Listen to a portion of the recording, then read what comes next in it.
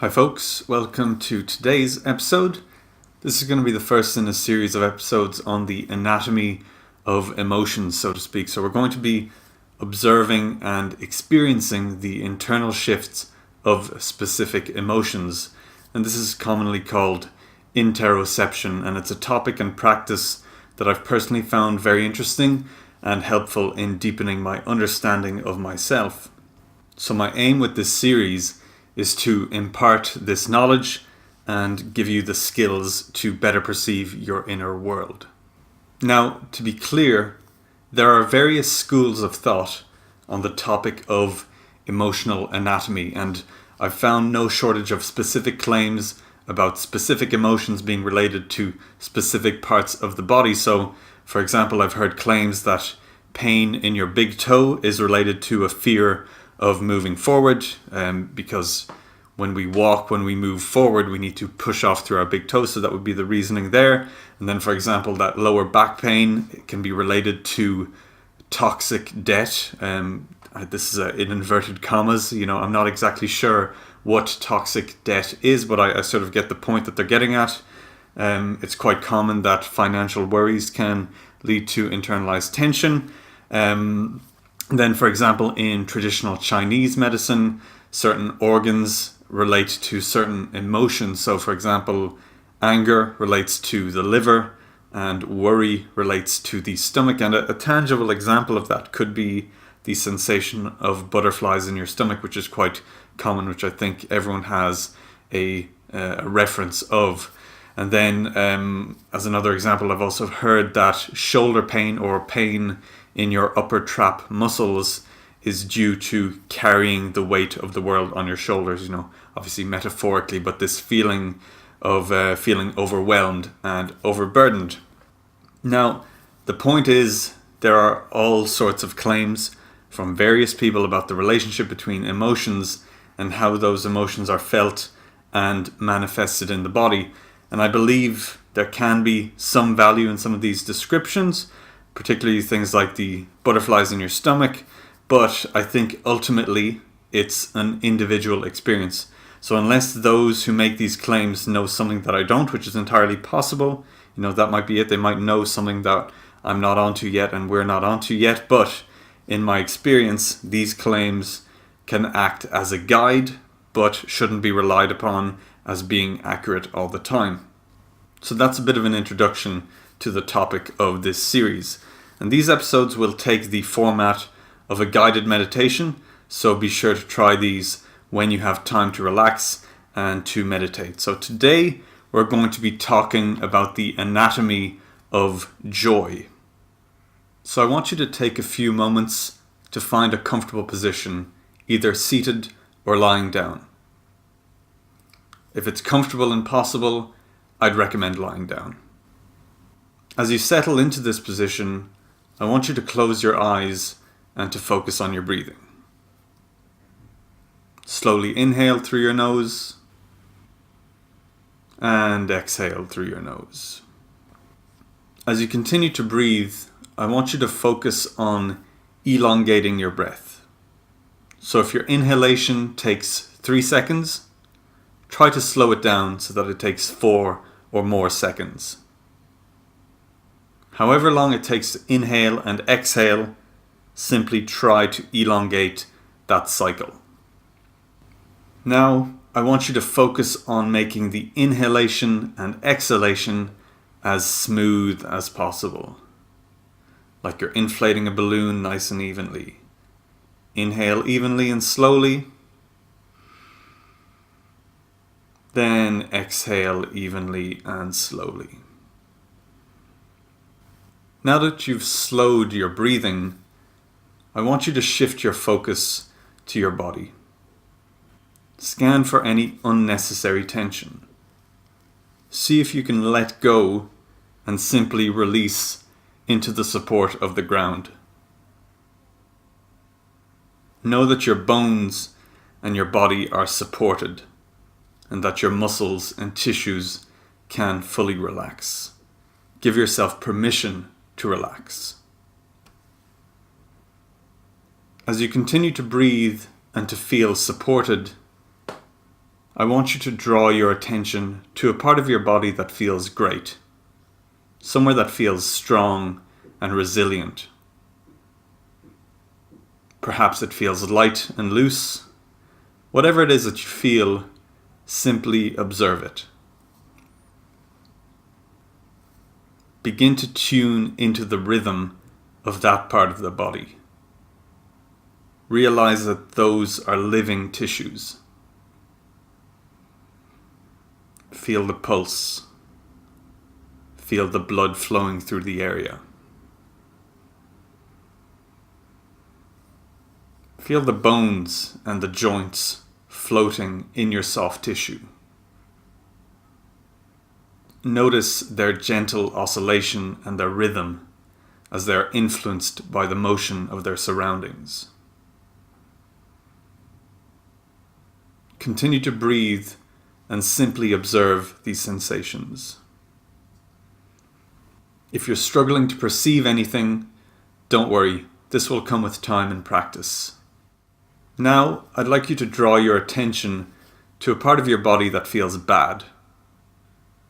Perhaps a part that feels sore or tense or that you lack confidence in. Simply shift your focus there, as if you're shining a flashlight on it. Again, continue to breathe slowly and evenly and just observe. Don't pass any judgment. Just notice this part of the body. Notice its rhythm. See if you can feel the pulse. Perhaps it's elevated and feels agitated. Perhaps it feels lifeless and starved of oxygen. Simply notice whatever you feel.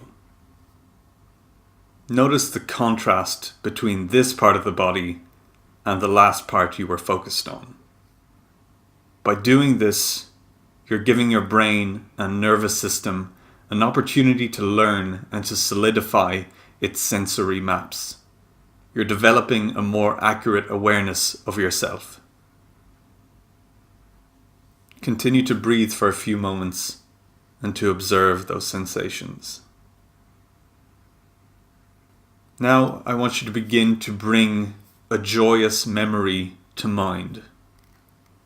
Think of a time when you were your happiest, or perhaps a time in the future that you dream of. Think of a time of joy. Begin to bring that image or that memory to life. Don't just think about it, but feel it. Feel that joy wash over your entire body. Bring it to life for all of your senses. Now I want you to scan your body. Where does this emotion live inside you? Do you feel it somewhere quite specific? Do you feel it in your mind only? Or can you feel it in other parts? Does it just wash over you entirely? Do you feel joy in every part of your body? In Chinese medicine, joy is related to the heart. And again, this is just one perspective, but it may help. Observe any shifts in the area of your heart and your chest. There are no wrong feelings and there is no right place to feel it. Just observe what you feel. Continue to breathe gently through your nose. Slowly in through the nose. And slowly out through the nose. Remind yourself, if necessary, to let go into the support of the ground. To let your bones feel completely supported and at ease.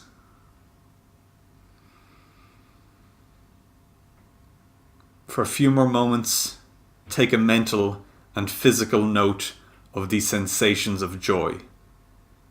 Get a good sense of what joy feels like in your body. If you've drifted off to other things, bring that joyous memory or image back to life. Give it a chance to leave its imprint on your body and in your mind. As we begin to wind down, I want you to shift your focus back to the body part that felt bad, the same place you focused on earlier, and simply observe it. Notice what's changed. Does it feel lighter, stronger, looser, perhaps safer?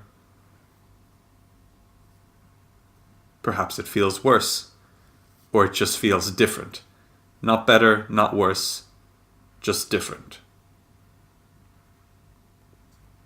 As you continue to breathe, I want you to slowly open your eyes and come back to conscious awareness.